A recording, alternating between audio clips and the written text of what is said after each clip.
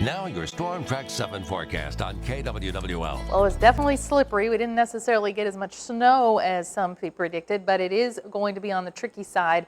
That looks pretty good, though, if you look across the river at Dubuque. However, there's still some areas that saw 1 to 3 inches of snow, saw several tenths of an inch of ice in some places. Everything's ending this evening. Then we'll see some clearing skies, but another system tracks in tomorrow afternoon with yet another one on Monday night. So we'll have several rounds tracking through. Still a winter storm warning along and south of Interstate 80. That's where we're still seeing a few areas of some light snow showers. It is going to be tracking out over the next couple of hours, but it does take a couple of hours beyond that to get those roads a little bit better. So still seeing some partially to completely covered roads from Dubuque to Cedar Rapids to south of Tama and south. Well, the roads are doing pretty well, but just be prepared because we still have some blowing snow going on. Even though the winds are dying down, they're 5 to 15 miles per hour. They're from the north. And we still see some visibility issues down to the south, although it's a lot better now that the snow is starting to track to the east. Visibility is lower in the Quad Cities where it's still snowing. Ice totals anywhere from 1/4 of an inch to almost 1/2 an inch in some areas in our viewing area. The heaviest was still outside of our viewing area, but still made 1/4 of an inch. Victor, North Liberty, Loudon, heavier amounts in Coralville and Parnell, about 1/3 of an inch there.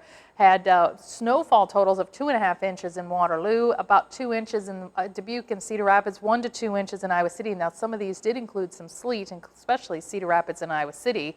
And that did cut down, that really cut down on those snowfall totals. 4 inches of snow in Marshalltown, Gladbrook at 3 inches, 2.5 in Waterloo, just southeast of Waterloo, 2.3 in Dubuque, and 2 inches in Guttenberg. And temperatures are going to be in the teens and 20s and dropping through the overnight as we're getting some clearing skies. Most of the clouds will clear out, but then we'll see more clouds moving in by morning. So tomorrow looks fairly cloudy. By the afternoon and evening, we have more snow tracking in. This is kind of a clipper system coming in from the west, fairly quick moving, so it's only going to dump maybe an inch or so on the ground. Looks like the heaviest will be to the north. Could see up to 3 inches from Decorah to New Hampton, about a trace to an inch in the areas farther to the south, maybe 1 to 2 in between. So we'll say 1 to 3 inches across much of the viewing area, lightest to the south, and then more snow, maybe even rain mixing in on Monday night as temperatures start to warm. We'll see kind of another system there, and then yet a third one coming in on Wednesday into Thursday. So it's a fairly active week, and it is going to stay cooler than we're used to.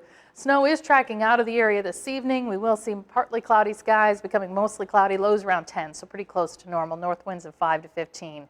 We do have that chance for snow in the afternoon, otherwise mainly cloudy. Temperatures in the mid to upper 20s, mostly the mid 20s, pretty close to normal.